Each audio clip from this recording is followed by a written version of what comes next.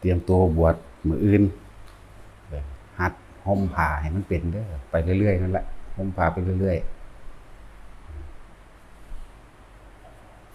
มันหน่อยนักหน่อยหนาเด้อคนสิกล้าบวชนี่มันบ่แม่นธรรมดาเด้แต่สิเปรียบแต่ว่าคนบวชเปรียบเทียบคือเขางัวนี่คนบ่บวชซ้ำขนงัวเด้เนาะมันแม่นธรรมดาเด้คนที่มันเสียสละตัวเองออกเสียสละการเบียดเบียนเสียสละการบ่ฆ่าสัตว์ตัดชีวิตนะเสียสละการบ่ไปลักไปปล้นไปจี้เสียสละการบ่ไปแย่งผัวแย่งเมียไผอีกเสียสละการบ่ไปขี้ตัวให้ผู้ใดเสียชีวิตและทรัพย์สินเสียสละการบ่ไปม่อมเมามึนเมาหรือไปกินเครื่องดองของมึนเมาขาดสติแล้วอาจจะทำลายได้เบิดทุกอย่างนี่เรียกว่ามหาทานอันยิ่งใหญ่เลยเด้นี่คือการรักษาศีล5เป็นเบื้องต้นนั่นแหละเป็นการเสียสละแล้วถ้ายังอยู่น้ำลูกน้ำเมียน้ำผัวอยู่นั่นเดี๋ยวกับไปหาปูหาปลามานี่เห็นบ่ล่ะอยู่มากินขาเป็ดขาไก่ขาปูขาปลาแย่งชิงการงานอาชีพยังซึ่งกันและกันเด้มันแม่นของเฮ็ดง่ายๆคน70 ล้านในประเทศไทยเฮานี่บวชบ่พอล้านเด้เทียบเบิ่งดีๆเด้อบ่ได้พอล้านคนได้นักบวชนั่นแหละบ้านหนึ่งมันมีเท่าใดอยู่นี่สิว่าเฮาสิมาร่วมโตกันอยู่นี่มาแต่ละทุกสารทิศจะว่าบ้านใดเมืองใดจังหวัดใดเด้นี่มาร่วมกันอยู่นี่เนาะอะไรจังว่าบ่แม่นของง่ายเด้ อย่างนึงก็คือเฮาเห็นไพ่ในวัฏสงสารเห็นไพ่สารพัดไพ่ในการเกิดเป็นทุกข์เกิดมากก็ต้องหิวต้องร้อนต้องหนาวต้องเจ็บต้องปวดต้องป่วยพัดพรากจากสิ่งที่รักอยากได้สิ่งใดเราบ่ได้เป็นทุกข์สุดท้ายก็ต้องมาตายนี่เพราะว่าเห็นไพ่ในวัฏสงสารอันนี้อันนึงเห็นไพ่ในวัฏสงสารอันยาวไกลเกิดมาแล้วเดี๋ยวก็เจอเรียกว่าธรณีไพ่อันเกิดจากแผ่นดินถล่มวัฏไพ่อันเกิดจากลมพายุหมุนสามารถทำให้บ้านเมืองฉิบหายและคนตายได้ล่มสลาตันอุทกภัยน้ำท่วมนั่นแหละ อสุนิบาตไพ่อันเกิดจากฟ้าผ่าทุพพิขันตระไพ่อันเกิดจากความอดอยากและแห้งแล้งสัทธันตระไพ่อันเกิดจากสงครามโลคันตระไพ่อันเกิดจากโรคระบาดนั่นแหละเบิ่งดูมันจะไพ่เลย7 ไพ่เลยเด่นสารพัดไพ่ในการเกิดนี่คิดถึงสารพัดไพ่อันกว้างไกลยาวไกลอันที่มันจีมีอยู่แล้วในวัฏฏะอันนี้ในวัฏฏะสงสารมีอยู่แล้วในความเวียนว่ายตายเกิดหรืออย่างนึงเฮาเห็นต้นเหตุผลกรรมหมายถึงว่ากรรมบางอย่างที่เฮาเฮ็ดไว้แล้วถ้าเฮาบ่พ้นหรืออย่างน้อยๆเฮาก็ต้องได้โสดาบันขึ้นไปเฮาต้องได้ลงไปรับเด้การที่สิพ้นจากแม้นสิบ่บรรลุก็ช่างเด้อถ้าเฮาเห็นเฮาฮู้ว่าพุทธศาสนาเป็นหนทางให้พ้นออกจากผลกรรมใดหรือต้นเหตุผลกรรมใดหรือเป็นวิถีและแนวทางเพื่อให้พ้นจากการเวียนว่ายตายเกิดได้อย่างน้อยๆเฮาก็ถือเอาเฉพาะพระพุทธเจ้าคำว่าพระพุทธเจ้าคือเจ้าแห่งผู้รู้เจ้าแห่งความรู้ทั้งเบิดที่พระพุทธเจ้าองค์นั้นนำธรรมะคือความจริงออกมาแสดงที่พระองค์เขาเป็นคนพบคนเห็นแล้วมาแสดงแล้วเขาก็เดินตามนั้นถือเอาเฉพาะอริยสงฆ์หรือสงฆ์บุรุษ4 คู่มีโสดาปฏิมาโสดาปฏิผลจนถึงอรหันต์ถ้าเขามีคิดถึงเอาแค่เฉพาะพระพุทธพระธรรมพระสงฆ์บุคคลทั้งหลายแล้วใดโมนีที่บ่มีความคิดไปถึงสิ่งศักดิ์สิทธิ์อันอื่นอย่างเช่นเทพเทวดาอินทร์พรหมทั้งหลายดลบันดาลมีต้นไม้มงคล มีสัตว์มงคลมีทิศเป็นมงคลมีวันมีฤกษ์เป็นมงคลนี่บ่มีในความคิดเลยแต่ถือเอาความจริงโดยธรรมมาเป็นเครื่องดำเนินชีวิตของเจ้าของความคิดอิหยังก็สร้างจะคิดถึงเฉพาะพุทธธรรมสงฆ์นะบ่ได้เคยคิดว่าจะให้ผู้ใดผู้หนึ่งมาดลบันดาลความสุขให้บ่คิดว่าผู้ใดผู้หนึ่งมาดลบันดาลให้ผู้อื่นตายให้เฮาเวลาเฮาโมโหให้ผู้นั้นเครียดผู้นี้นะมันบ่ทันบรรลุหยังก็สร้างเด้อถ้าผู้ใดแค่ถือเอาพุทธธรรมสงฆ์เป็นที่ระลึกนึกถึงฟังดีๆว่าเป็นที่ระลึกนึกถึงใส่จิตเจตนานึกถึงเนี่ยตัวกรรมมันเห็นบ่นี่การกระทำแห่งใจตัวนี้การกระทำแห่งจิตเจตนาตัวนี้ถึงเฉพาะพระรัตนตรัยอย่างเดียวมันก็บ่ของมันก็บ่เกี่ยวกับบ่ไปวนกับผีสางนางไม้เทวดาพญานาคหรือสัตว์ต่างๆที่เข้าใจว่าเป็นมงคลสัตว์ต่างๆสิเพราะว่าที่มันปกป้องข้อมเฮาได้นะเจตนาเป็นตัวกรรมจิตใจเฮาบ่ไปของไปวนบ่ไปคิดถึงโตพาเกิดพาตายคือตัวจิตอยากบ่ล่ะทุกอย่างเกิดจากจิตแม้นสิไปเกิดบาดนี้คนที่คิดถึงเฉพาะพุทธธรรมสงฆ์มีมนุษย์และเทวดาเป็นทางไปเท่านั้นเองนั่นแล้วก็เท่านี้นี่มันก็เริ่มเป็นความเห็นอันถูกต้องตามความเป็นจริงความเห็นผิดก็คือเข้าใจว่ามีผู้ดลบันดาลมีผู้ล้างบาปมีพระเจ้ารับบาปแทนจังซี่แหมความจริงคือเฮาเฮ็ดสิ่งใดไว้ก็ฝังไว้ในความรู้สึกเฮาเองนี่แหละอยู่ในคิดอยู่ในจำของเฮาเองนี่แหละอยู่ในความทรงจำของเฮาเองมันบ่สูญหายไปไหนแต่เฮาเข้าใจความจริงตรงนี้ได้มันก็บ่มีปัญหานั่นแหละถือเอาเฉพาะพุทธธรรมสงฆ์นี่ ถ้าเฮาฝึกหัดปฏิบัติแล้วสงฆ์บัดนี้เลยกลายเป็นเจ้าของเองนี่เด้สงฆ์แหละเลยเป็นตนเป็นที่พึ่งแห่งตนได้บาดนี้เลยเป็นสงฆ์สงเคราะห์ตัวเองนั่นแหละแต่ผู้ใดเห็นตามความเป็นจริงอันนี้ได้เรียกว่าสัมมาทิฏฐิแปลว่าความเห็นตามความเป็นจริงได้แล้วพระนิพพานนั้นเป็นของบ่ไกลจังว่าทุกคนคิดเบิ่งสารพัดภัยในวัฏสงสารสารพัดภัยในความเวียนว่ายตายเกิดในโลกอันนี้เฮาเฮ็ดสิ่งใดไว้ถ้าเฮาบ่พ้นนะได้รับทุกสัดส่วนเด้แม่นสิเป็นอสงไขยแล้วก็ได้รับเด้บ่แม่นแค่ว่ากลับแค่ว่ากันแค่ว่า100ปีแสนปีเด้เป็นอสงไขยยังสิได้รับอยู่นั่นมันบ่ธรรมดาเด้อแนวมื้อนี้เฮาเคยคิดพอบ่เวลาไฟไหม้ป่ามาไหม้บ่แห้งก็สร้างเฮาคิดพอเพราะว่าหมดถือไฟไหม้ตายน้ำท่วมเหมือนกันเฮาคิดพอบ่น้ำที่ท่วมหมดตายคิดพอบ่ล้วนแล้วเกิดจากอกุศลกรรมที่ตัวเองเคยเฮ็ดไว้เบิดนะเกิดเป็นสัตว์ก็เป็นอาภัพเป็นเนาะอาภัพไฟไหม้แค่น้อยนึงก็ตายแล้วงาไม้ตกใส่จังซี่ก็ตายแล้วนั่นแล้วล้วนแล้วถ้าเกิดจากอกุศลกรรมที่ตะโกงเฮ็ดไว้เด้นั่นแหละสารพัดภัยในการเกิดเฮาบ่ได้เว้าแค่ว่าเป็นมนุษย์เด้นี่เว้าแม้กระทั่งสัตว์เลี้ยงต่างๆมีอิสระบ่มีนั่นแหละตัวเองเคยบังคับเขาก็บังคับคืนทำงานอย่างหนักแล้วถือขายกินพร้อมตัวเองเคยเฮ็ดไว้ทั้งนั้นพวกค้ามนุษย์เห็นบ่พวกค้ามนุษย์เด่นไปทางสั้นแหละบัดนี้ไปเกิดกลายเป็นสัตว์ที่บ่มีหยังสู่คนใดเด้ตะกี้หมายถึงตอนมันเป็นคนนั่นใช้อำนาจบังคับข่มเหงหลายอย่างที่เฮ็ดไปสุดท้ายมาตัวเองหนีบ่พ้นกฎแห่งกรรมยุติธรรมเสมอ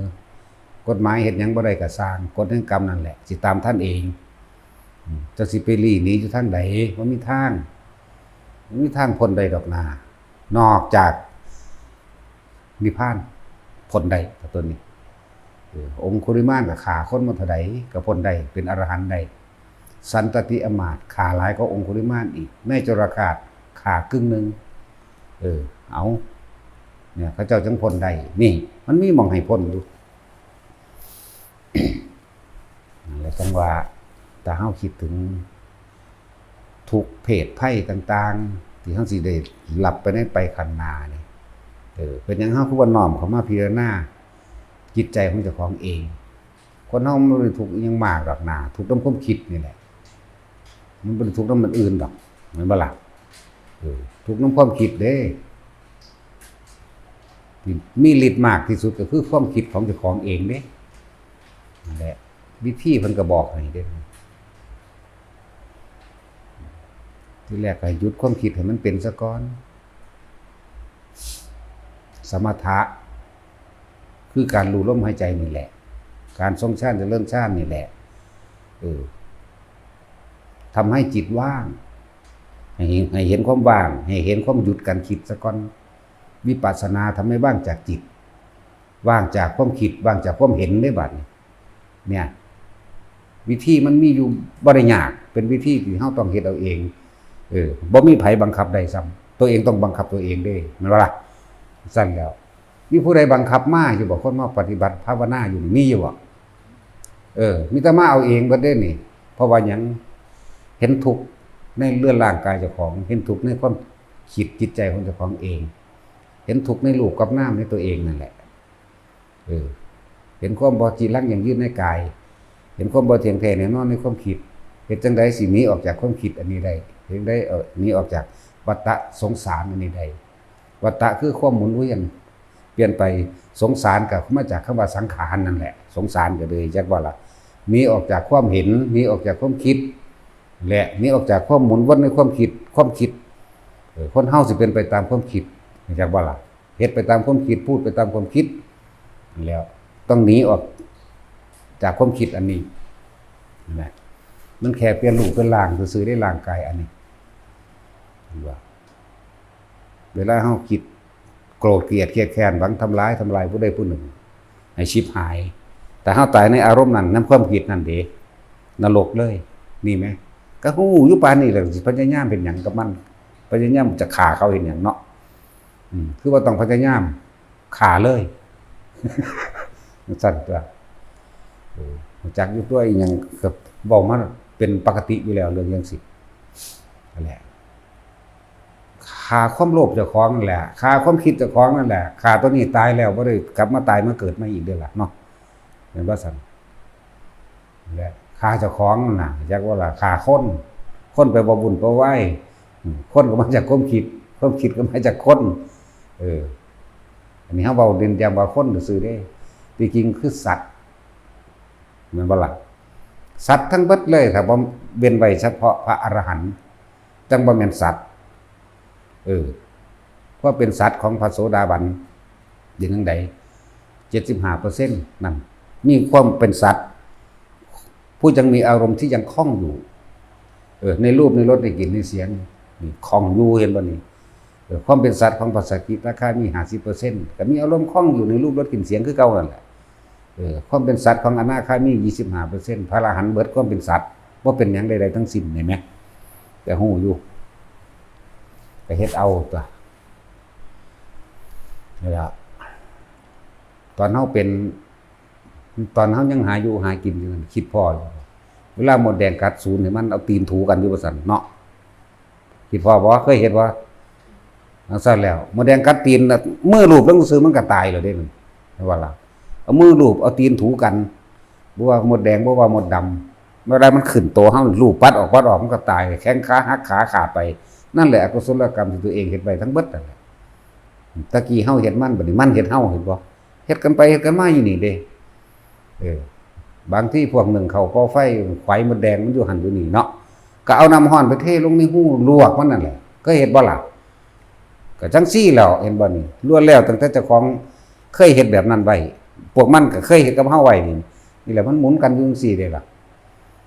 บางที่มดแดงขึ้นเจาะปิ้งปลาปิ้งกบปิ้งไก่เนาะเอาไปเคาะใส่ไฟเอาไปเคาะใส่พื้นปูนหรือเคาะใส่อันสังกะสีห่อนๆไหม้ตายนี่แหละเอิ้นว่ากรรมคือยุติธรรมที่สุดคือกฎแห่งกรรม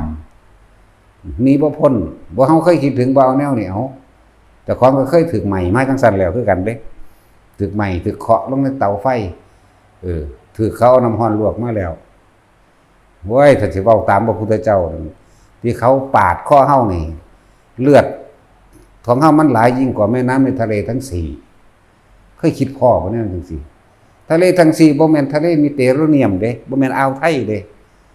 น้ำทั้งหมดโลกที่1ในชมพูทวีปโลกที่2อุตรกุรุทวีป เออโลกที่3ปุเพเวหทวีปโลกที่4อมอนนี่มัน4โลกนี่ชมพูทวีปเฮานี่มากยิ่งกว่าน้ำทะเลในมหาสมุทรทั้ง4เพิ่นบ่ได้แม่นมหาสมุทรประเทศไทยในโลกอันนี้เด้หมายถึงทั้ง4โลกเลยนั่นแล้วจังซั่นแล้วเฮาก็เคยฆ่าเขาแบบนั้นเหมือนกันเขาก็เคยฆ่าเฮาแบบนั้นเหมือนกันคิดพ่อบ่ล่ะแนวสิบ่แม่นว่าแต่เป็นคนเด้ที่เว้ามาบางทีก็เป็นงัวเป็นควายเนาะบางทีก็เป็นหมาเป็นหมดแดงหมดดำเป็นกังกิ้งกือเป็นไส้เดือนเป็นหนอนเป็นขี้ตะแคเป็นไห้เป็นเห็บหมาเป็นหมัดเป็นเม่นแม่ว่าล่ะเป็นเสือเป็นกระต่ายบางซากก็เป็นเสืออะไรกัดกินกระต่ายอาฆาตแค้นกันจากกระต่ายกลายมาเป็นเสืออะไรกัดกินกระต่ายขึ้นหมุนอยู่จังซี่เด้ล่ะหลายพวกดอกถ้าสิเว้าอันเรื่องนิทานธรรมบทฆ่ากันไปฆ่ากันมาถึง7ชาติมาล่ะจังซั่นแล้วนี่แหละเอิ้นว่าสารพัดภัยนี่การเกิดพร้อมสารพัดภัยในความคิดเจ้าของเองนั่นแหละพวกไปหาไส้เบ็ดกบบัดเนาะตีหัวปั้วเหยียดแอบลงเห็นบ่ล่ะพาท้องหน้าอกมันดึงเอาใส่นั่นนี่ออกพวกขาไก่ปาดข้อไก่ห้องอยู่ออกคือเนาะแต่ของก็เคยเป็นไก่คือเขาปาดมาไปแห้งเราเฮาก็เคยปาดมันคือกันแม่นบ่แล้วจังซั่นแล้วเป็นนกจังซี่เคยฆ่านกบ่เคยยิงนกบ่จักสิตาจุ้ยเด้บ่เคยติเคยซื้อมาขาบ่ เคยซื้อมาจากตลาดให้ผู้อื่นขาบ่ก็นั่นล่ะขาจักบ่ล่ะมันสั้นตัวนี่แหละกรรมต่อกันเป็นทอดๆจังซี่ครับเคยขางัวขาควายบ่ว่าบ่มันบ่เคยซื้อมาขาบ่เคยสั่งเขาบ่เคยสั่งให้เขาขาหมูบ่เคยสั่งเขาขาไก่บ่นั่นแหละขาจังซั่นแล้วเขาก็สั่งผู้อื่นขาเฮามาคือกันเฮาก็เคยสั่งเขานี่แล้วได้รับทุกสัดส่วนเด้อเคยไปแง่ไข่มดแดงปะก็จังซั่นแหละเขาก็พังบ้านพังเฮือนเจ้าคือกันเพราะว่าเฮาไปพังเขาก็พังเฮาขึ้นมาจังซี่นี่เด้มันบ่ไปไหนเด้จังซั่นแล้วพวกผู้หญิงพวกสอนหวกว่านี่เอ้ยมันนับได้บ่ล่ะจักโตล่ะเกิดจังได๋มันบ่มีกินเนาะแนวจังซั่นแล้วเขาก็บ่มีกินคือกันเขาก็กินเจ้าก็กินเขาขึ้นไปขึ้นมานี่หัวหอยต้อยหอยงุ้มหอยบัดนี้เนาะคิดว่ามันเจ็บอยู่บ่เดี๋ยวนี้คนคักๆเล่นหอยนั่นก็เลยต้อยก้นปอกอันเป็นน้ำยางขาวๆเลือดมันได้แล้วนะแม่นบ่ซั่นมันซั่นแล้วทั้งเที่ยอันขี้เข็บแม่งอดมันแล่นมาเฮาก็เฝ้าหาวิธีตีขามันโลดเนาะแม่นบ่จักมันสิมันมาหากินเฮาก็ไปขามันบัดนี้กลับกลายกันไปกันมาขากันไปขากันมานี่มันซั่นแล้วเวลาไฟใหม่มาคิดว่าใหม่น้ำงาใหม่แห่งพวกเล่นพวกไล่ในหันมีเท่าไหร่เอาเจ้าของก็เคยไปเล่นไปไล่มาคือกันเฮาเคยจูดปลาบัดเปลี่ยนมามันก็จูดปลาคือกันน้ำท่วมมองหันมองนี่หมุนไปตามน้ำใส่ไก่เล็กๆน้อยมีเบิดเด้จังซั่นแหละอันนี้คือให้มองเห็นว่าถ้ากูบ่พ้นกูต้องไปเป็นแนวนี้เด้เข้าใจบ่ล่ะฉะนั้นจึงต้องจำเป็นต้องควบคุมอารมณ์ให้ดีต้องควบคุมอารมณ์ให้เป็นเว้าแนวเฮาสิไปรับสิไปเป็นนี่แหมเนาะบัดนี้เว้าวิธีสิหยุดมันนี่มันน้อยๆมันง่ายๆเด้บัดนี้ลมหายใจนี่ทรงชาตินี่นึงเด้เนี่ยให้มันหยุดนิ่งลองเบิ่งสักก่อนความคิดนี่หยุดความคิดมันได้สักก่อนเรียกว่าสมถะทำให้จิตว่างวิปัสสนาทำให้ว่างจากจิตบัดนี้นิ่งแล้วคักๆแล้วมันก็เห็นความนั้นแล่นไปเองดอกนานี่มันอยู่แค่นี้เองได้บาดบางสิพ้นมั้ยเนาะคนรวยๆมันก็บ่ได้เอาเงินซื้อได้เด้นิพพานมันต้องเฮ็ดเอาเองนี่ฉะนั้นบ่ต้องน้อยใจว่าคนรวยมหาศาลนั่นน่ะกับคนทุกข์มหาศาลคือกัน มหาทุกขตะกับมหาเศรษฐีนี่เอาปฏิบัติธรรมได้เหมือนกันกับสำเร็จมรรคผลนิพพานเสมอกันเด้บ่ได้ว่าคนรวยสิปฏิบัติได้เด้ถ้ามันบ่ปฏิบัติก็บ่ได้คือกันนั่นแหละเหมือนกันนี่คือความเสมอภาคนี่คือธรรมนี่คือความจริงที่ทุกคนนำไปปฏิบัติได้เหมือนกันบ่ได้ว่าเจ้าสิจนที่สุดเป็นมหาทุกขตะหรือในระหว่างท่ามกลางหรือรวยที่สุดถ้าคนปฏิบัติธรรมใดปฏิบัติได้เหมือนกันถ้าบ่ได้ก็บ่ได้เหมือนกันนี่แม้ความยุติธรรมของคำว่าธรรมนี่แม้คือความจริงบ่เลือกผู้หญิงผู้ชายอีกได้บัดนี้ได้เสมอกันแน่ต่างคนต่างมีจิตใจเหมือนกันแน่ควบคุมจิตใจนึงได้บัดนี้แม่นบ่จังซั่นแล้ว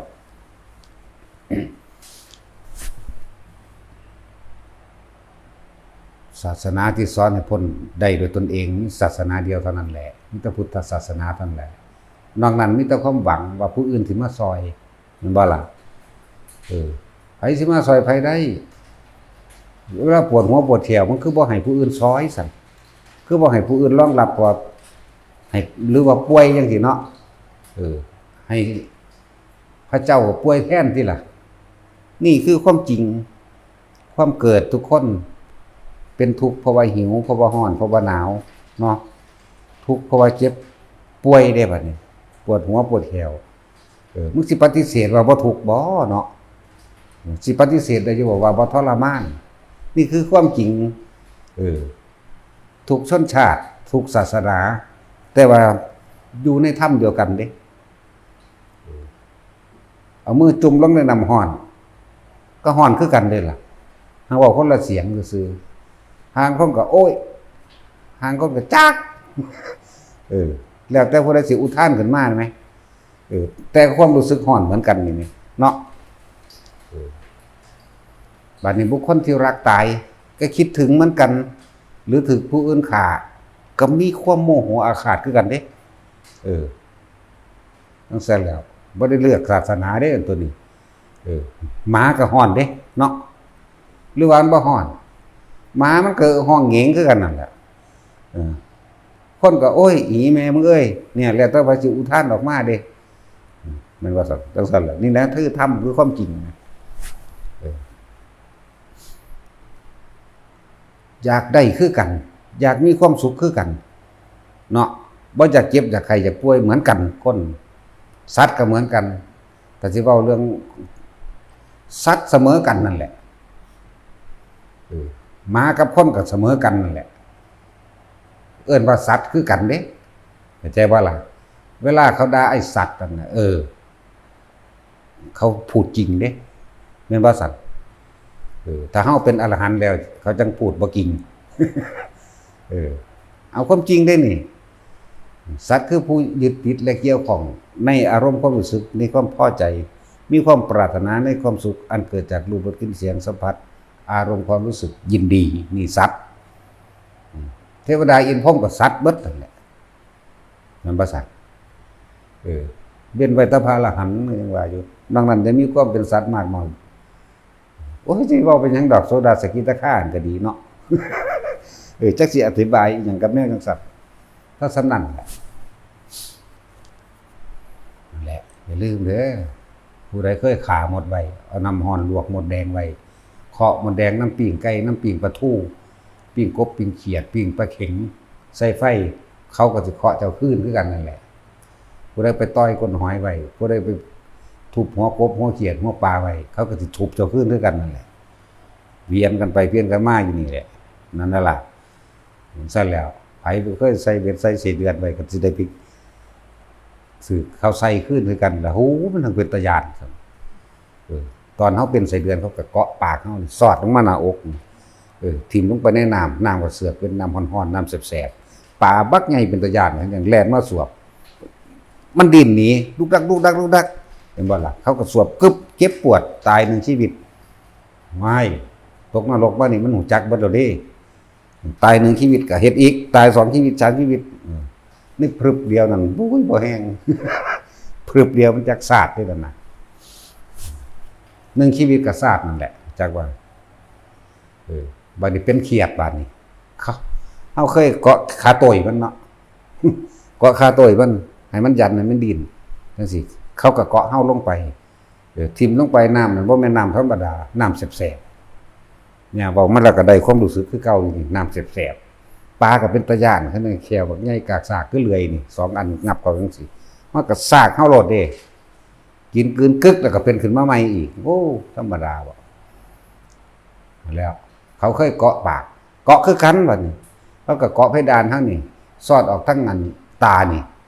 ดิ้นอยู่ว่าสั่นตอนเฮาไปใส่ได้เฮ็ดนั่นว่าโอ้เหียเฮาแข็งแรงฮู้อยู่บ่ว่าเขาเก็บหรือบ่เก็บเนาะว่าเหียเฮาแข็งแรงเป็นตะล่อปลามากินได้พุ่นนี่สิแล้วอันนี้ว่าเฮาเว้าเรื่องของเจ้าของเองเด้นี่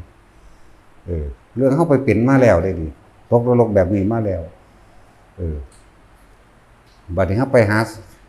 ไต่ปลาก้านปลาไต่ปลาซ่อมซักมันธรรมดาบ่อยากให้ปลามันตายไงให้เอาเกลือใส่จักหน่อยในน้ำทนบ่ตายง่ายเขาก็เฮ็ดกับเฮาแบบนั้นคือกันธรรมดาบ่เคยต้มปลาเป็นๆโดยบ่ได้ฆ่าก่อนทีนึงปลาเข็งปลามันถูกขังไว้5 มื้อแล้วมันบ่ตายเอามันลงใส่กระทะไฟฟ้าเอาข้าวคั่วเอาผักหอมลงเอาอันนั้นอันนี้ลงมันหิวมันกินจับๆๆๆเห็นบ่ปิดฝาหม้อไว้เสียบปลั๊กจนว่าอายมันบัวออกไปเปิดเบิ่งว่ามันสุกเท่ากับถือเฮ็ดแบบนั้นคือกันเด้โอ้ยมันธรรมดาตอนนั้นต้มมันจะโตต้อง7 โตนี่แหละเป็น7 ชีวิตเด้พวกขังจนตายนี่คือกันบัดนี้เป็นคือแท่งหินดำๆนั่นแหละน้ำผุดขึ้นมาจากข้างล่างถึงมาจากทางใดแล้วมันผุดขึ้นมาคอยไปแงนหน้าขึ้นน้ำสุดเข้าสู่ดังหายใจฟึบเข้าบาดเดียวเจ้าเข้ามังกระดานหน้าผากนั่นนี่หัวระเบิดตายจังซี่เนี่ยหลายชีวิตนับบ่ได้อันนี้เว้าเรื่องประสบการณ์ตายมาแม่งเด้ประสบการณ์นรกสวรรค์บ่ค่อยได้ไปเลยเว้าบ่ได้ ส่วนมากไปแต่นรกนั่นแหละทุกคนเฮ็ดไว้นั่นได้แบบนั้นเบิดถ้าพวกเจ้าบ่พ้นเด้อเสื้อกระสร้างบ่เสื้อกระสร้างมันก็เป็นสั่นคือเก่านั่นแหละบ่ได้เกี่ยวกับไผสิเสื้อบ่เสื้อแต่กิ่งกับมันก็เป็นของมันเองดอกแล้วหลายอย่างที่พวกเฮาบ่รู้กันนะเฮาจังสิมางมง่ายสั่งผู้นั้นฮักผู้นี้อยู่วะเนาะความรักความอาลัยความปรารถนาหวังดีกับบุคคลอันเป็นที่รักบ่ว่าในความรักความผูกพันนั้นนะจะอยู่ในฐานะใดก็ตามล้วนแล้วแต่เป็นสาเหตุให้ความทุกข์และความเกิดด้วยกันทั้งนั้นความเกลียดความอาฆาตความแค้นหวังทำร้ายและทำลายให้ผู้อื่นให้ผู้ใดผู้หนึ่งที่เราเกลียดเสียชีวิตและทรัพย์สินล้วนแล้วแต่เป็นสาเหตุแห่งความทุกข์และความเกิดด้วยกันทั้งนั้นแม่นบ่เอาทั้งรักทั้งเกลียดนี่เกิดด้วยกันทั้งหมดเด้อเป็นจังไดล่ะอันนั้นสิบ่เกิดก็ต้องบ่ฮักไผตัวเนาะ เพราะความรักมันมาคู่ความเกลียดเด้แล้วความเกลียดมันก็มาจากความรักจังซั่นแหละความรักความอาลัยให้เฮ็ดให้สัตว์ทั้งหลายเวียนว่ายตายเกิดมากที่สุดเนาะที่จังเว้าแล้วพวกเจ้าเด็ดเดียวแท้นบ่พวกเจ้าอุ้มลูกน้อยอยู่8 9 เดือนนี่พอดีข้านตุกๆตักๆไปนี่เนาะเข้าไปปีนึงก็ย่างขยกแค่เยะกิ้งพุ่นกิ้งพี่อุ้มมันมาใส่นั่นไว้เอาตีนมันมาใส่ข้างกัดตีนมันอมตีนมันใหญ่ไปน้ำขามันอีนิ่งสวงมันเนาะเอามันก็เอามือมันหยุมปากหยุมนั่นหยุมนี่มันบ่ตบก็เอาว่าตบเอาเองเนาะนิ่งสวงแต่มันหัวอีแอกเพิ่นก็หัวซื่อๆคือกันเด้พอดีรถทิพไปนิพพานมาปุ๊บพวกเจ้าสิทิ่มมันได้บ่ขนาดนั้นเด้มันบ่ได้แม่นจูงกันไปเบิดครอบครัวเด้ ขนาดนั้นเด้จิตใจต้องโหดเหี้ยมจักบ่ เด็ดเดียวนั่นแหละต้องโหดเหี้ยมเด็ดเดียวเด็ดขาดเด้คนพวกนี้จังสิไปได้สิมาโอเอากันไปอยู่หั่นนั้นโอ้ยมันก็ไปเกิดร่วมกันนั่นแหละ สิ คิดเบิ่งหม่องตะของสิไปรับนี่ล่ะเว้ยเนาะนี่แหมสารพัดภัยในการเกิดแหมในภัยทั้งหลายที่ว่ามานี่แหมเรียกว่าสารพัดภัยในการเกิดในอันหยังละทุกข์พิขันตรภัยจังซี่แหมนี่แหมภัยต่างๆอันเกิดจากธรรมชาติก็ว่าแต่ธรรมชาติเจ้าของก็สร้างไว้เนาะ เป็นความจริงธรรมะคือความจริงชาติว่าการเกิดนี่จักบ่ความจริงทั้งหลายตัวเองนะเป็นผู้ทำให้มันเกิดขึ้นธรรมชาติจึงบอกว่ามันมีกฎแห่งกรรมบ่ได้กฎแห่งกรรมโดยธรรมชาติบ่มีผู้ใดมาปรุงแต่งบ่มีผู้ใดมาแก้ให้ได้ตัวเองต้องเฮ็ดเองตัวเองเกิดเองต้องแก้เอาเองเด้สั้นแล้วความจริงก็คือผัวกับเมียเจ้าสิฮักกันปานใดเดี๋ยวนี้จับมือกุมกันเป็นจังได๋เจ้าอันนั้นอันนี้บ่บัดสิซักแต่ก็ซักดึดๆๆเขาตายคือเก่านั่นแหละเอาตายแทนกันได้บ่ล่ะบ่ได้นี่คือธรรมชาติความจริงเนาะนี่คือความจริงอันนี้บ่ได้เกิดมาตายคักๆเด้อไผก็เลยสัตว์มันก็บ่ได้มีศาสนาเด้มันก็เจ็บไข้ได้ป่วยก็ตายคือกันล่ะเนาะแต่บ่แน่เด้ดีบ่ดีมันก็มีคือกันนั่นแหละสัตว์ก็มีคือกันเด้แต่เฮาบ่รู้นำมันซื่อนั่นแหละเฮาบ่รู้ภาษามันบ่เวลางัวควายหรือหมูโดดออกจากโรงฆ่าสัตว์แล่นเข้าวัดเด้นั่นแล้วจังซั่นแล้วยังแล่นเข้าวัดได้เพียงแต่ว่าอารมณ์ชั่ววูบบางอย่างของเขาที่ได้เกิดเป็นสัตว์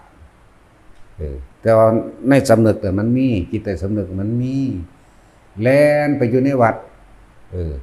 กรรมเกี่ยวข้องกันก็ได้ไปไทยกันมาเนาะจังซั่นแล้วก็ไทยกันมาเลี้ยงไว้เดี๋ยวก็เจ้าบุญช่วยเจ้าบุญชุ่มนั่นว่าซั่นตั้งชื่อมันบุญเหลือบุญหลายก็ว่าไปจังซั่นแล้วนั่นแหละมันเป็นตาประมาทอยู่บ่วะมันเป็นตาไปคิดเรื่องอีหยังอื่นๆหลายอย่างอยู่บ่เนาะแต่จุ้ยบวชรถหน้าเจ้าขับอยู่บัดนี้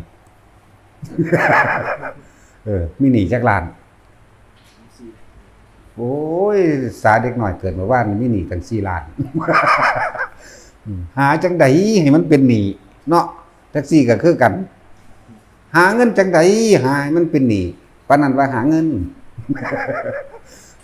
เรียนจบก็สูงๆทำงานก็ดีๆบ่ได้ตากแดดบ่ได้แบกกระสอบปูนกระสอบหินคือหมู่เนาะเสือกเป็นหนี้จังซั่นแล้วหาแบบใดหาให้มันเป็นหนี้แม่แต่คอนก็เป็นหนี้หลายกว่านั้น20-30 ล้านเด้ใกล้สิตายแล้วก็ยังหามันเป็นหนี้อยู่นั่นก็เลยเอายังงงอยู่ดอกพวกนี้เป็นหนี้ซ้ำนี้นึงดอกถ้าซ้ำตาคอนแต่ว่าสิเป็นหนี้ซ้ำกันก็บ่จักหาไปหามาเป็นหนี้ทอกันตะคอนเราบ่หลายปานใดดอกบาง20กว่าล้านนี่แหละพวกนี้ก็อายุทอตะคอนแล้วก็ประมาณเดียวกันนั่นเด้อเบิ่งดูสิเบิดอยู่บ่นั่นแล้วสุยายคำใดก็ว่าได้บ่มีหนี้จักบาทคนบ่มีสมองพวกนี้มีสมองหลายโพดหาแต่หนี้นั่นแหละเพราะว่าเฮาบ่ได้ฟังธรรมตะกี้เนาะถ้าเฮาฟังตะกี้เฮาก็สิบ่ทะเยอทะยานปานนี้ดอกถ้าเฮาได้ฟังธรรมเฮาเข้าใจหน้าก็มีกูก็เฮ็ดหน้าเฮ็ดข้าวคือหมู่ชาวบ้านให้หลวงตาไว้แล้วขายถิ่นซะบ่น่าเป็น100ไร่พุ่นเด้แน่แล้วบ่ได้เรียนหนังสือทั้งอ่านก็บ่ออกอ่านหนังสือบ่ออกก็เลี้ยงพวกนี้ได้แหมพวกนี้จบปริญญาได้เป็นเจ้าเป็นนายเบิดเอาโลดแต่ว่าเสือกหาเงินเป็นหนี้ เป็นหนี้พุ่นละ3-4 ล้านมึงดูโอ้ยเงิดหลายซั่นแล้วผู้ไว้แล้วบ่ได้มีหนี้เด้บัดก็เฮ็ดหน้านี่เด้แล้วก็หาไส้เบ็ดเด้เลี้ยงกันเนาะ หาปูหาปลาเด้มาเลี้ยงกันก็เลยเนี่ยซั่นแล้วถ้าเฮาได้ยินฟังธรรมเอาการงานก็ทำสนุกสุขสบายกว่าหมู่สบาย หน้าก็มีกูก็เฮ็ดหน้าเอาก็ได้ก็ใส่ว่าหากินซ้ำตายหน้าไผก็ดีแน่แล้วก็สิมีเวลาบ่ได้ทะเยอทะยานแหลมหาเงินใส่หนี้ปานใดเด้อันนี้ต้องทำโอต้องดิ้นรนต้องติดต่อเนาะต้องหลายอย่างเด้แต่คนมันรู้จักคำว่าธรรมะอย่างว่านี่แหละแต่รู้จักเราเฮ็ดหน้าเฮ็ดผักเฮ็ดสวนไปฮอดยามเงินเดือนได้มันก็ได้เก็บเบิดนั่นแหละเพราะว่าหยังหน้ากูก็มีสวนกูก็มีหาใส่เบ็ดใส่กางกินไปน้ำไห้น้ำหน้าก็ได้เนาะซั่นนั้นมึงเด้ล่ะมันสิไปกินในภัตตาคารสุก็กินแค่อิ่มนั่นแหละไปก็เลยดีบ่อิ่มจำมันแท่งจังได้หน่อยแต่ว่ามันเอาหน้าตาไว้ก่อนจักบ่ล่ะมันจะเป็นผู้มีเกียรตินั่นแล้วมันเกินบ่ล่ะนั่นนั่นแล้วจังซั่นแล้วทะเยอทะยานเกินไปคือว่านั่นล่ะว่าความบ่รู้ถ้าได้ฟังธรรมะแบบนี้ลองเบิ่งแน่ก็แค่หากินซ้ำตายเว้ยก็สิยังกระดอแท้เนาะตำแก้วใส่พริกตำบักหุ่งหอยเก็บเอาผักกฐินน้ำริมหัวมากินมันก็แล้วอยู่เลยล่ะอิ่มคือกันเด้ล่ะเฮ็ดปลาแดกบองไว้บ่ายเข้าใส่ปลาแดกกินวับมันก็อิ่มคือกันย่างกินไปน้ำทางทั้งเลี้ยงงูเลี้ยงควายไปพร้อมก็อิ่มพวกสิไปนั่งอยู่ตึกสูงๆสุกก็กินอิ่มคือกันเฮาย่างกินไปน้ำทางก็อิ่มคือกันนั่นแหละเนาะกินข้าวบ่ายม่วงน้อยม่วงแก้วนั่นก็อิ่มคือกันเฮ็ดเป็นโบกมันเอาในมันออกเอาเข้ายัดลงงั้นขิงไปขิงมาเนาะตัดสินต้องรุ่นนี้ได้กินรุ่นอื่นๆบ่ได้กินดอกรุ่นนี้แต่จังซั่นแล้วแล้วมีปลาขวัญไปหาปลาขวัญน่าจะของพอได้กินดอกหลายอย่างอยู่ดอกที่พวกเฮามันทะเยอทะยานเกินโตเราผู้ใดได้ฟังธรรมอันนี้แล้วครับระลึกนึกเอาเด้อว่ากูกับพ่ออยู่พ่อกินแล้วล่ะเว้ยให้หน้ากูก็มีกลับบ้านกลับมาพัฒนาบ้านเกิดตัวเองหลายๆอย่างที่เฮาสิได้ระลึกนึกถึงสำนึกถึงบุญคุณของปู่ย่าตายายของพ่อของแม่ของลุงป้าอาอาวของวัดของว่าศาสนาพากันมาพัฒนาวัตถุขึ้นมาจักนิดจักหน่อยก็ได้ดอกแต่ความพัฒนาจริงๆต้องพัฒนาที่จิตใจเด้ความเจริญต้องเจริญที่จิตใจเด้ศาสนาคือจิตใจของคนเด้บ่ได้แม่นเรื่องวัตถุเด้หลายคนเล่งศาสนาเป็นโบสถ์เป็นศาลาบ่แม่นเด้อหลายคนเล่งว่าต้องเป็นพระจังเอิ้นว่าศาสนาพุทธจังซี่มันบ่แม่นเด้การกระทำคำเว้าคือความคิดจิตใจของเฮาเองในศาสนาความเจริญความพัฒนาสูงสุดก็คือเมตตามีความรักความหวังดีต่อกันกรุณาก็ช่วยเหลือกันมุทิตาก็ยินดีร่วมกันนั่นนี่ไปวางจิตเป็นกลางคืออุเบกขาบ่ลำเอียงบ่นั่นบ่นี่ก็ว่าไปก็ถ้าคนรู้จักมัชฌิมาแล้วมันบ่ยากเด้วางจิตเป็นกลางแค่หาอยู่หากินไปซ้ำตาย ตายคือเก่านั่นแหละว่าอยู่ดีกินบ่ดีก็เลยเนาะอยู่ดีกินบ่ดีก็ตายซ้ำเก่านั่นแหละมันสิไปไสวะบ่มีเหลือจักคนหน้านี่เฮาสิทำนายถูกที่สุดเลยพยากรณ์ถูกมากๆเลยทุกคนเกิดมาตายเนาะจังซั่นตัวแต่ตัวเฮาเองน่ะตายอยู่ทุกมื้ออยู่แล้วตายอยู่ทุกมื้อบ่ได้คิดได้ว่าสิบ่ตายอยู่หรือตายบ่มีความหมายจักอย่างเสมอกันเฮ็ดจังได๋สิละใส่ร่างกายอันนี้ให้มันเป็นประโยชน์ต่อทั้งมนุษย์และอมนุษย์คนละสัตว์ได้มีอยู่เท่านี้นึงเดี๋ยวนี้ตายยามใดก็ยินดีบ่ตายก็ยินดีเป็นสัตว์มันมีสำนีหนึ่งเลยมันบ่ได้มีหยังอีกเลยเบิ่งว่าไปก็พอสำนั้นล่ะได้คิดเบิ่งรวยก็ป่วยเด้อไผก็ดีรวยก็ป่วยก็ร้อนก็หนาวก็หิวเนาะมีเงินพันล้านแสนล้านก็ซื้อความป่วยบ่ได้เด้ป่วยคือเก่าซื้อให้ผู้นั้นผู้นี้มาป่วยแทนกูแหน่ก็บ่ได้เนาะนี่เป็นความจริงไหมเพราะว่าพระเจ้ารับให้ก็คือบ่ให้พระเจ้าป่วยแทนเลยเนาะแม่นว่าซั่นพวกพิสูจน์อีหยังบ่ได้ก็เชื่องมง่ายไปเนาะแม่นบ่ล่ะความเชื่อกับความจริงมันคนละอย่างคือว่าแล้วมันบ่มีสมอง เรื่องสั้นอีหลีนั่นแหล้วถ้าสิอยากพัฒนาประเทศชาตินะต้องเสริมพุทธศาสนาเท่านั้นนอกนั้นเขาเข้าใจว่ามีพระเจ้าบันดลบันดาลนั่นว่าซั่นสิดลบันดาลอีหยังใดกินข้าวก็ย่างไปกินเองอยู่คือบ่ดลบันดาลมันอิ่มโลดพระเจ้าดลบันดาลกูอิ่มข้าวแน่ตักน้ำให้กูกินแน่บ่มีทางมีแต่ย่างไปตักกินเองกูป่วยดลบันดาลให้หายป่วยแน่บ่มีทางไปหาหมอเขาก็เอายาพาราให้กินเป็นจังได๋ก็ง่วงนอนก็ไปในหลับมีเท่านั้นสิมีหยังเด้นั่นแหละความรู้สึกเจ็บปวดเจ็บใจสมมุติว่าเคยถูกข่มเหงรังแกมาตั้ง10 ปีที่แล้วคิดไปยามใดมันก็โมโหขึ้นยามนั้นคือบ่ให้พระเจ้าดลบันดาลเนาะให้เซาโมโหแหมอันนี้แหมเพราะท่านสิว่าบ่เหมือนกันล่ะกับว่าคนที่มีแค่ทะเบียนบ้านสัญลักษณ์ตัวเองเป็นอัตลักษณะตัวเองว่าเป็นศาสนาพุทธก็ไปถือผีสางนางไม้กันเดียวกันล่ะกับพวกถือเทวานิยมพระเจ้านะอันเดียวกันคักๆนี่ก็บ่ต่างจากถือพญานาคบ่ต่างจากถือผีแถนผีแม่นผีฟ้าผีตานี่เนาะอันเดียวกันนี่นั่น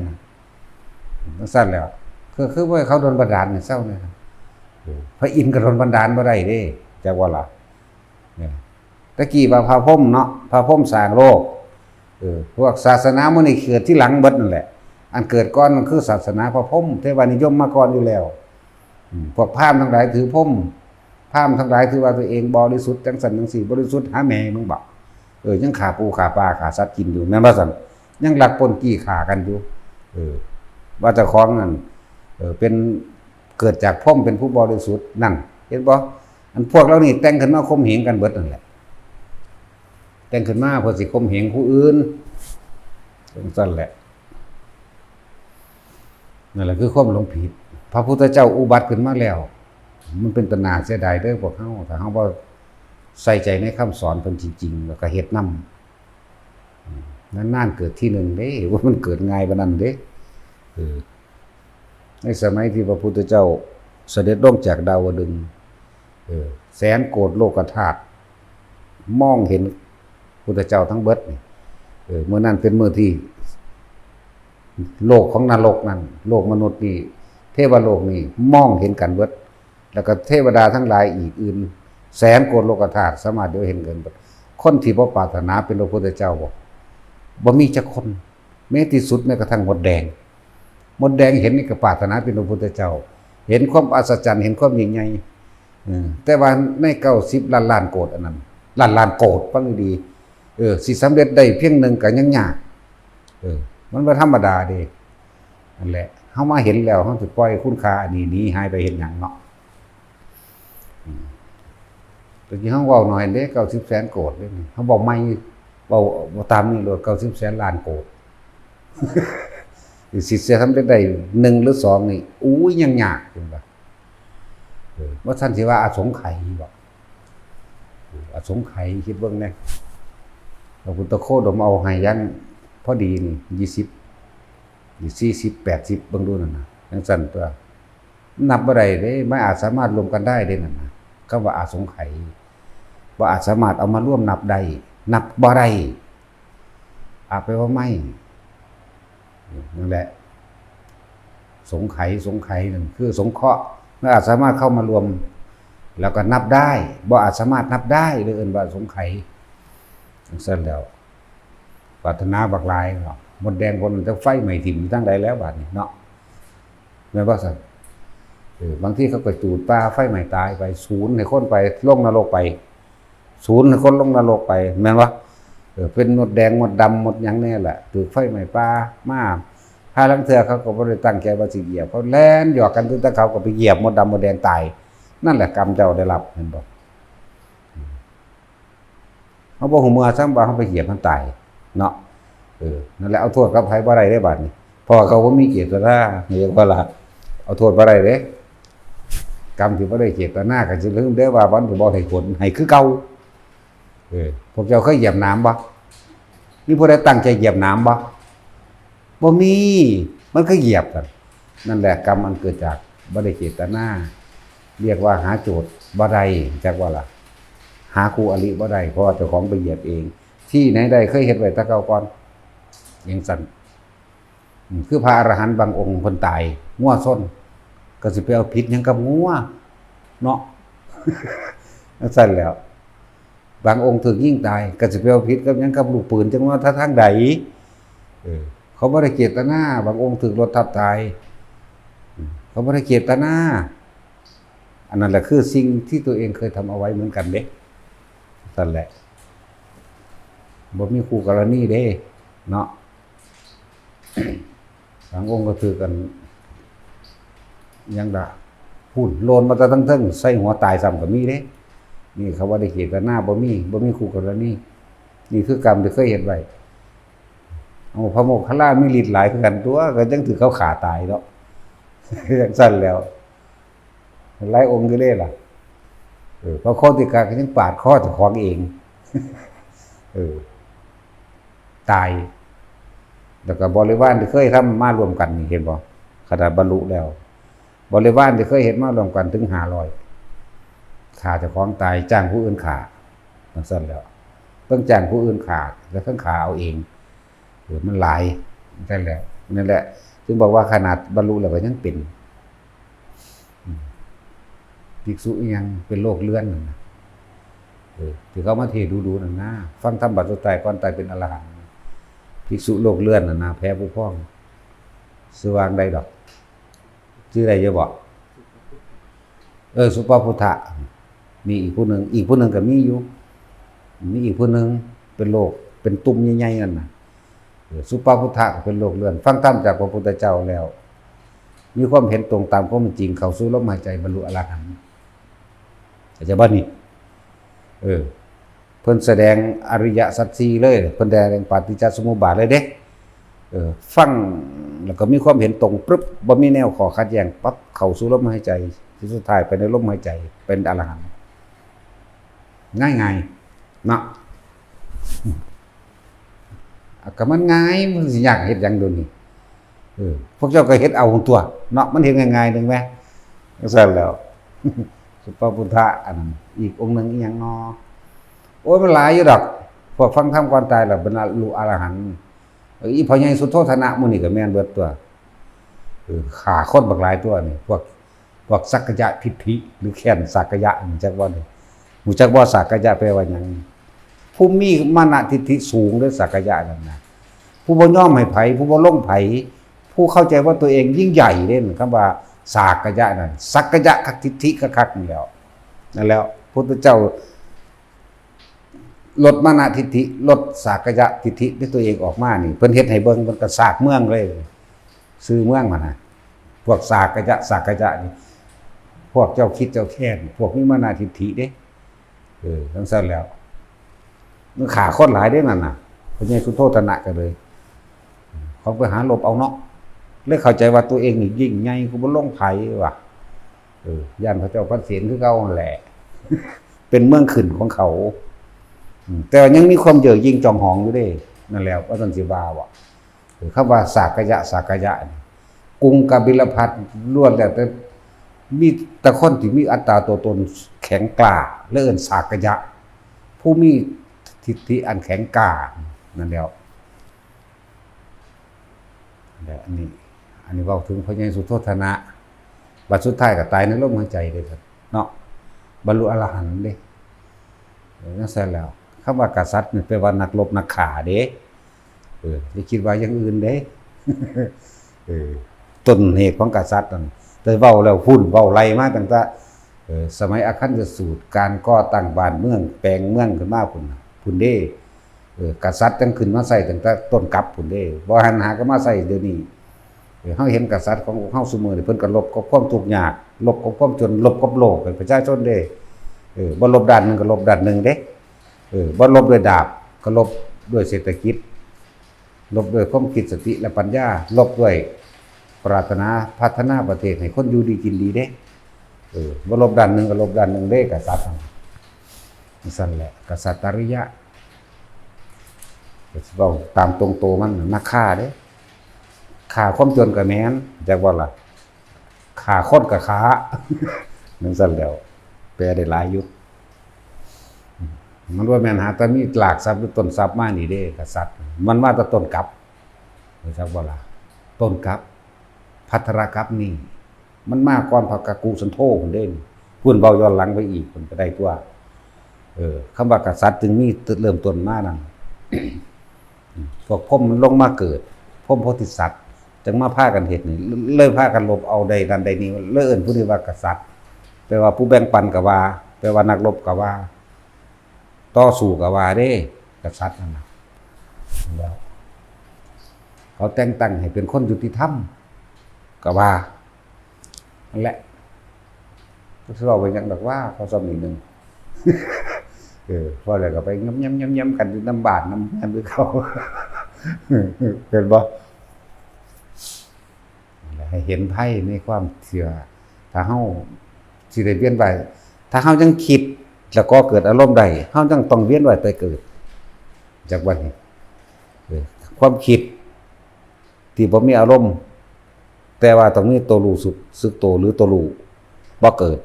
แต่ความคิดมีอารมณ์ไม่รู้คือหลงเกิดแล้วจังซั่นแล้วบอกสำนวนว่าหารนั้นคือเขาบอกแหละสมถะทำให้จิตว่างเนาะวิปัสสนาทำให้ว่างจากจิตเข้าใจว่านี่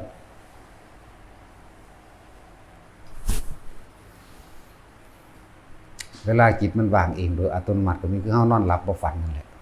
เข้าใจว่าละบาดนี้สั่นแหละ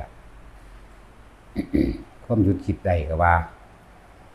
หยุดคิดได้มี3แบบเด้เนาะโดยธรรมชาติคือการนอนหลับบ่ฝันเข้าใจว่านี่แต่ฝันยังคิดคือความคิดยามนอนหลับนั่นแหละจิตของคนนอนหลับอยู่ไสถ้ามันฝันอยู่ไสมันก็อยู่หั่นแหละนั่นแล้วถ้ามันบ่ฝันมันก็ตกภวังค์เข้าอยู่ภพระหว่างกลางสิเป็นกามภพรูปภพอรูปภพยังบ่รู้เข้าใจบ่นี่แล้วก็การเข้าฌานนั่นแหละ3ระบบที่4คือพระอรหันต์เป็นซะก่อนจังว่าอันนี้เฮาก็บ่ได้เป็นเฮาก็ต้องอธิบายฟังซื่อแกจำเพิ่นมาเว้าอันนั่นแหละอันที่4คือการหยุดคิดปรุงแต่งแสวงหาในความอยากได้กับอยากเป็นคิดอยู่แต่ว่างจากสิ่งที่คิดเด้เนาะพวกเจ้าต้องมีความรู้สึกตัวเด้อคิดอยู่แต่ยังรู้สึกตัวนั่นแหละว่างจากความคิดจังว่าล่ะว่างจากจิตสั้นๆล่ะเว้ยแหน่มันง่ายๆเด้อันเว้ามานี่เนาะบ่คือเว้าเล่นเรื่องหัวนี่เด้ก็มันแม่นแนวจริงจักก็เว้าเล่นตัวเนาะ ของทุกอย่างในโลกนี่บ่มีของจริงจักอย่างนะก็สิไปเว้ามันจริงจังขึงขังก็มันเห็นหยังเนาะซั่นแล้วนอกจากด่าคนเด้อจังขึงขัง โดยเฉพาะด่าตัดสินก็เล่าหูหนวกต้องห้องใส่นั่นนะถ้าเว้าธรรมดาบ่ยินทั้งเถอะดึงฉากเอาคนเด้ ธรรมดาบ่ดึงฉากเอาเด้จังยินปานนั้นยังหาอยู่ โอ้ยอันถ้าแวบอีกขี่มอเตอร์ไซค์บ่เซาได้ บ่ได้ห้องใส่จักเม็ดเสียวหางตาก็งวกบักแข้งโลดธรรมดาบ่เฮ้ยสำนั้นก็จักเบิ่งข้าวดากมันยังเหี่ยวใส่บอนอยู่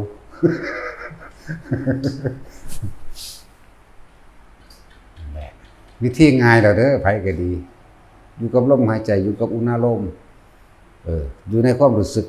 ที่ตรงกลางระหว่างหน้าผากนิ่มๆนวลๆบางคนขึ้นหัวก็อยู่หัวบอก2จุดอันตัวกลาง3กับหน้าอกก็อยู่หน้าอกแล้วเฮ็ดอยู่จังซั่นแหละมันบ่มีลมแต่ว่ามันนวงๆขึ้นเลยก็อยู่กับมันอยู่กับนวงๆรู้สึกตัวกับนวงๆอยู่กลางคิ้วกลางหน้าผากหรือบนหัวก็แล้วแต่ได้ทั้งนั้นเท่านี้เฮ็ดอยู่เท่านี้เมื่อมันตั้งมั่นมันมีกำลังของมันเองมันนั่งเห็นดอกบาดนี่คำว่าปัญญาเห็นตามความเป็นจริงแม้ความคิดนี่ก็บ่เที่ยงแม้ความคิดนี่ก็บ่จีรังยั่งยืนแม้ความคิดนี่ก็เกิดดับคิดเรื่องผู้นั้นเดี๋ยวไปคิดเรื่องผู้นี้เกิดกับผู้นี้แล้วดับกับผู้นั้นแล้วเกิดกับผู้นี้ดับกับผู้นั้นเอาไปมามันก็ทันมันตัวมึงคิดไปโลดกูบ่ไปกับมึงก็แล้วกันนั่นตัวนั่นแล้ว มันเป็นบาทเป็นฐานของปัญญาเด้สมาธิจิตตั้งมั่นเรียกว่าล่ะปัญญาก็คือรู้แจ้งเห็นจริงตามความเป็นจริงเป็นวิปัสสนาก็ว่าไปสื่อมันจะสื่อคือฮ้อนนั่นแหละหมาเอาขาน้ำฮ้อนลวกมันแม่มันบ่เหงโดดเนาะคนได้โอ๊ยฮ้อนแม่มึงแท้เนาะถ้าตุดก็ว้ายเลยแหละแม่นว่าสัตว์ตุดแต่ผู้หญิงก็กรีดกราดขึ้นแม่มึงนี่เลยแหละผู้หญิงมันนึงด่าเร็วหาลางคนพวกมักออกลูกอุ้ยลูกเลยแหละเนาะมันบ่ได้เคล็ดลับในคนออกลูกเด้พวกผู้หญิงนี่ปานนั้นว่าสิบ่เอาแต่12คนออกลูกจังไดกูเฮ็ดกูลาบฮ้อนกูกากอยู่เนาะหัวปีไทยปีได้พวกจังซั่นเนาะแม่นว่าซั่นว่าไผละว่าปู่ย่าเจ้าของนี่แหละทั้งงานนี่ทั้งงานทั้งพอลูก12คนเอ้าอันพวกเจ้าคือหีเขี้ยวแต่เอาบ่ได้เขี้ยวเพิ่นว่ามันบ่มียาคุมไม่แม่ย่าเฒ่าคนนั้นตัวลูก16พุ่นเอาบ่มันออกปีละ3พุ่นบ่แต่จะกลัวตัวว่าแม่จะแฮกโลหิตดีคักๆนี่แล้วลูก16คนเนาะแต่ว่าออกทีละ3คนมันก็ปีนึงหลายปานหลวงปู่ทวดเฒ่าก็อายุสั้นๆนึงเด้แสดงว่าต้องออกปีละ3บ่ได้อายุยืนเด้นั่นแหละห้วยเขี้ยวหลายก็ได้อายุเลยสั้นเป็นว่าผู้ใดเคยเห็นในรูปคนไทยนํกันเนาะอันแม่ย่าเฒ่าใส่สุดขาวหัวขาวๆพอปูเด้น่ะระวันลูกเพิ่นมันบ่แม่นเด้เธอก็ตายก่อนแน่เนาะก่อนนี่ว่าแล้วมันทะลึ่งอยู่แล้วจังซี่บ่ได้เกี่ยวมันจะออกปีละ3คนบุญบ่ขึ้นหลายแท้แต่จะกลัวว่าคนมันทะลึ่งเลยก็จังซั่นแหละบ่ตลกแต่เป็นเรื่องจริงเด้นี่อันเว้าเรื่องจริงเด้นี่คืออีพ่อใหญ่บัวเฮาจังซี่นั่นแล้วก็ไล่มาเบิ่งติถ้าเพิ่นบ่มีเพิ่นบ่ได้ซื่อๆญี่ปุ่นนั่นมีคือกันเด้ญี่ปุ่นนั่นเพิ่นถึงบ่ได้เอาไปดอก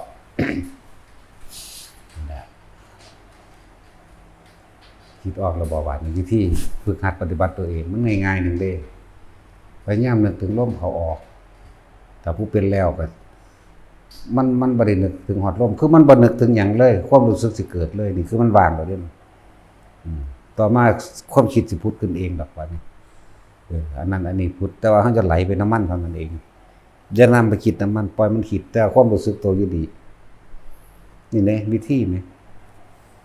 โอ้ยสอนอยู่ซุมื้อผู้ใดมาก็ฝึกต้านเก่าได้ให้ฝึกอันใหม่บ่เป็นผู้ใดมานั่นแหละก็ให้ได้ตัวนี้ก็ไปได้ตัวนี้ก็ไปเป็นเครื่องอยู่เด้แต่อานิสงส์ของมันก็มีต่างมากมายเนาะโรคภัยไข้เจ็บนะพวกโรคไมเกรนนะอาทิตย์นึงเท่านั้นหายแต่เฮ็ดเป็นแล้วนั่นแต่เฮ็ดเก่งแล้วจัง5 นาทีทั้งดีแล้วเฮ็ดแค่ครั้งละ5 นาทีอย่างต่อเนื่อง 3-4 มื้อเท่านั้นหายโลดนี่อันรู้สึกงงๆอยู่นี่กับลมได้หามื้อหายบ่เพิ่ง7 มื้อดอกแค่ให้เฮ็ดมื้อละ5 นาทีมันบ่ตายดอกสำนั้นเนาะบัดนั่งกันเว้าพื้นกันแหมบ่วิมันคือจังฮอดบ่เก็บหลังเก็บเอวเนาะจ๊ะแจ๊ดจะเป็นหยังนั่นแหละโรคภัยไข้เจ็บก็หายโรคกรรมต่างๆอันเป็นหรือเจ้ากรรมนายเวรก็จะได้ส่วนบุญอันเกิดจากการภาวนาหรือญาติต่างๆญาติสนิทมิตรสหายต่างๆอันเกิดจากการมื้อนี้เขาก็ได้แล้วก็มีกำลังเขาก็ซอยเฮาเองโดยที่เฮาบ่ต้องไปเอิ้นบ่ได้เรียกร้องเด้มาเองเป็นเองดอกแนวมื้อนี้เวลาฉุกเฉินเกิดขึ้นปึ๊บจังซี่เกิดความเคยชินแล้วมันสิดับทุกขเวทนาให้เองดอกแต่ว่าถึงขาดตายแท้ๆมันก็สิเกิดกลายเป็นคือ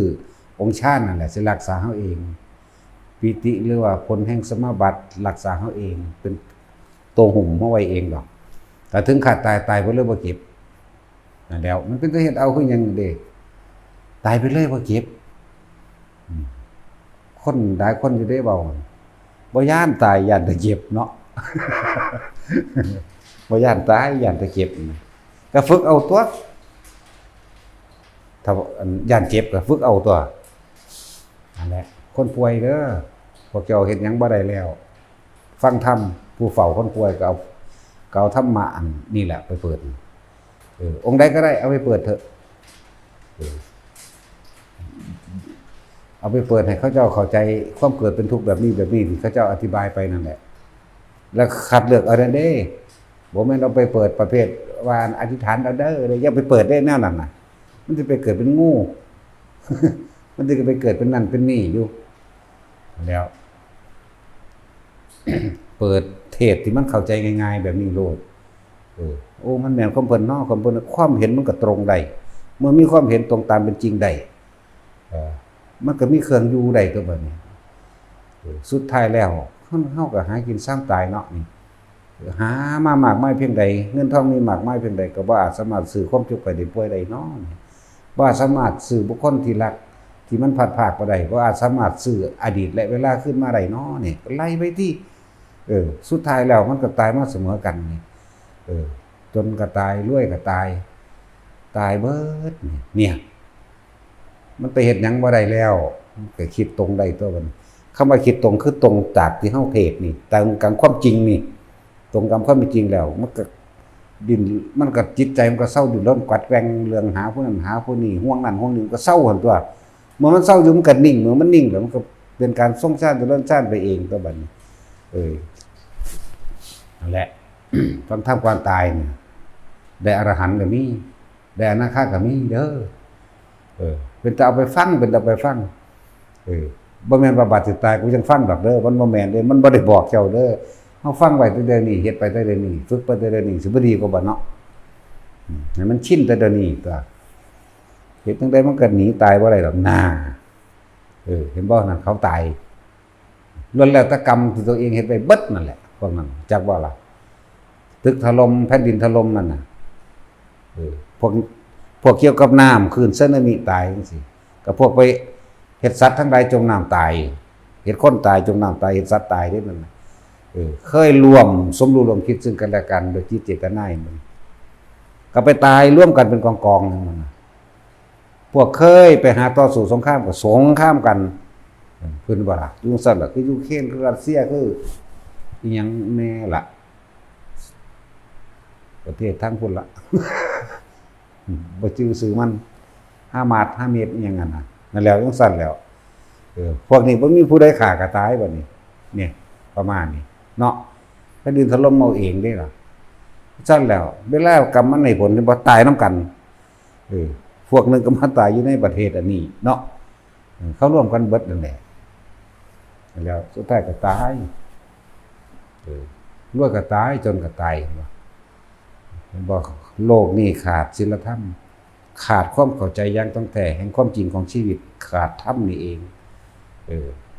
ต่อสู้กันสงครามในประเทศเห็นบ่แผ่นดินมันแยกให้เบิ่งปานกันซะที่บ่มันแยกให้เรานั่นเนาะจังบ่ได้สู้กันปานกันซะสู้มันแยกให้แล้วนั่นตายผู้นึงเอาฝั่งนี้ผู้นึงเอาฝั่งนี้เศร้าสู้กันบ่มีผู้ใดฆ่าก็ตายเห็นบ่เลือกคำว่าหนุ่มสาวบ่เลือกคำว่าเด็กน้อยบ่เลือกคำว่าเฒ่าแก่บ่เลือกเลยเด้ความตายนี่ก็เกิดมาตายเนาะจังซั่นแล้วแต่ว่าก่อนที่สิตายนี่นะมันสำคัญพวกเจ้าว่างเป็นหรือยังมันจังซั่นแล้วเฮ็ดให้มันเป็นเฮ็ดมันได้ตัวโลกสอนให้จำธรรมสอนให้ลืมเด้อ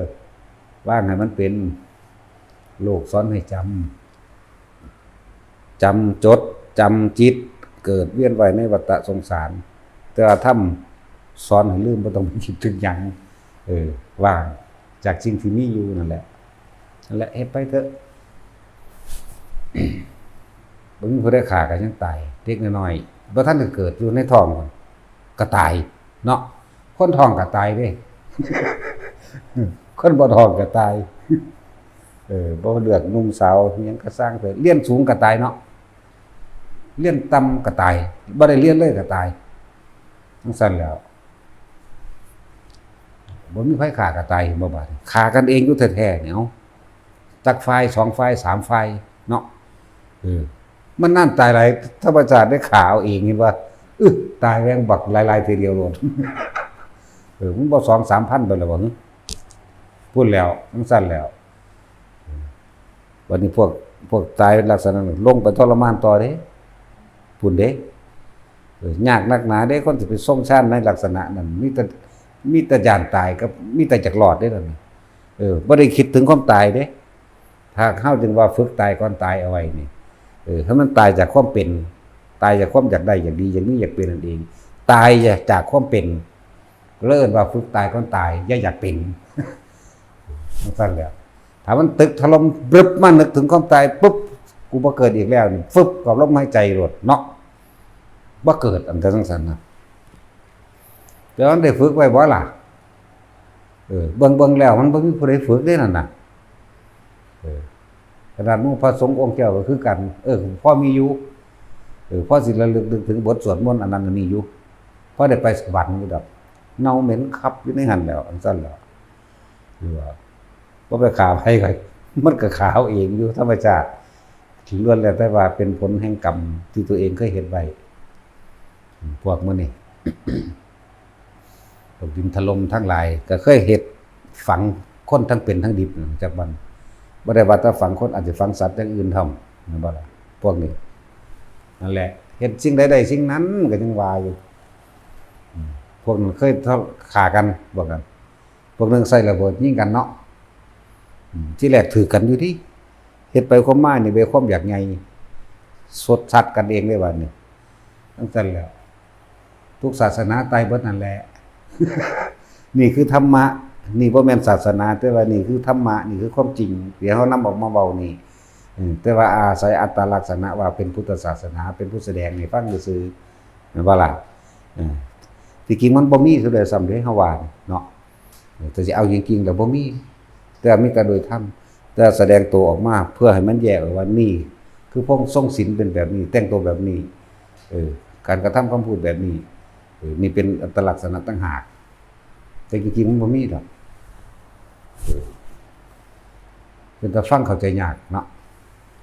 เข้าใจเยอะดอกคนพวกมาฟังดูๆนั่นพวกว่าฟังมันจังบ่รู้จักโคตรแมงหยังดอกเนาะบ่จักสร้างแมงเด้เป็นแต่สั่งได้ยังไงเด้บ่ได้สั่งกินสิดังโลดบ่ได้เครียดหลายก็ผูกคอตายเนาะมันบ่ผูกมันก็ตายอยู่แม่มันบ่ผูกมันก็ตายซั่นแหละว่าพวกเฮาเฮ็ดได้ก็ตายอยู่แล้วหรือจะสิตายมาเกิดนำกันอีกอยู่บ่เนาะต้องใจเด็ดเดียวขนาดนั้นเด้อเฮ็ดหยังเหมือนกันกับอุ้มลูกน้อยนั่นแหละเอามันมาอุ้มเล่นเอาตีนมันมาถูข้างถูหยังเนาะเอามือมันมาหยุมหัวหยุมปากกัดนิ้วมือมันกัดแขนมันใหญ่ๆๆๆดึงรูดยิงมันให้มันหัวเห็นบ่สั้นๆแล้วเอาผมไปเล่นแย่ดังมันมั่งนี่มันมั่งมันก็หัวแยกเพิ่นก็หัวซื่อๆเนาะซั่นแล้วแล่นตุตะฟังนั่นฟังนี่ลมมั่งลุกมั่งตบมือให้มันฟ้อนบัดนี้ให้มันตบมือเจ้าของก็ฟ้อนให้มันเบิ่งเด้เนาะ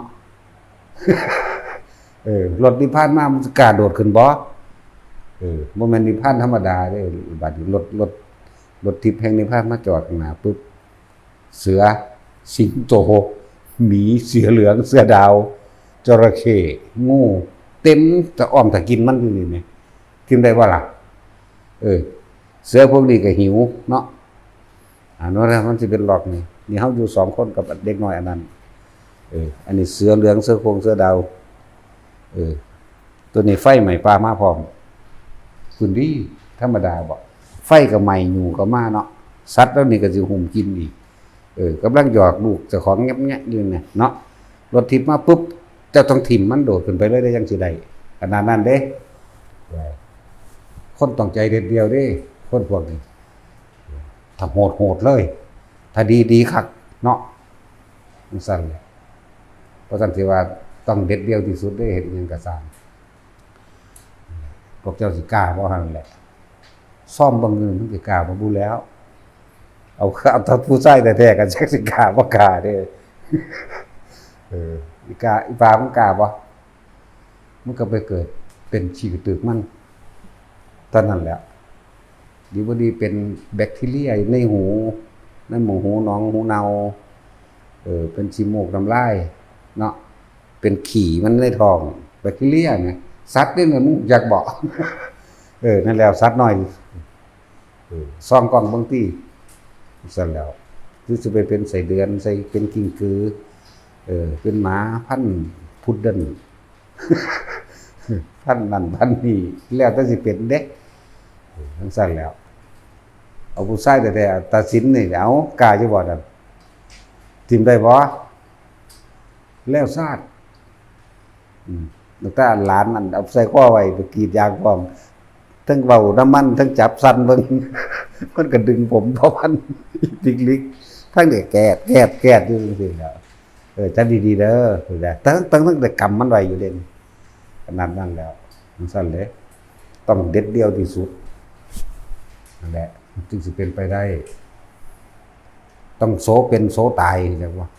อันโสเป็นนี่บ่ค่อยมีว่ามีแต่โสตายโลดต้องโสตายจั่นแล้วเหมือนพระบักพระวักกะลิเพิ่นมาบวชนำพุทธเจ้าเพิ่นบ่ได้บวชเพราะว่าเพิ่นสิมาปฏิบัติธรรมเด้บวชเพราะว่าสิได้นั่งเบิ่งพระพุทธเจ้าซื่อๆเด้โอ้ยอยู่ตั้ง3 ปีพุ่นเด้เบิ่งอยู่หั่นแหล้วพระพุทธเจ้าก็ว่าแม่นสิย่างนำก่อนหรือจับใช้ผลเรื่องก็สร้างบ่ได้เศีลธรรมบ่มีความหมายบ่มีประโยชน์หนีออกจากสำนักเดียวนี้นะเห็นบ่น้อยใหญ่พุทธเจ้าสิไปโดดเหี่ยวตายเนาะนั่นแหละโสตายจังบ่ล่ะถ้าว่าได้เห็นพระพุทธเจ้าแล้วก็ชีวิตนี้บ่มีความหมายโดดดีกว่าโดดลงไปอยู่นั่นคือเขาตัดตายจังบ่นี่นั่นแหละตัดสักยะทิฏฐินั่นแหละตัดตายแต่อ้วนเข้าใจแล้วว่าบัดนี้ประสาทคือว่าแบบว่าเนาะทั้งกินหลายทั้งประสาทพุ่งก็ออก บ่คืออีแห่งเด้อีแห่งก็บ่ออกกับประสาทคือกัน อีจอยอีแห่งประสาทคือกันนั่นแหละมาแล้วนั่นเอิ้นว่าตัดสักยะทิฏฐิไปเลยพุทธเจ้าทรงพุทธญาณหรือพุทธนิมิตแสดงธรรมระหว่างธรรมกลางบรรลุอรหันต์องค์ชาติหุ่มไว้ลงพื้นยังปลอดภัยก็ทั้งสั้นแหละนั่นแหละคือตัดตายตัดสักยะทิฏฐิก็เลยนั่นแหละเอาสัมปทาน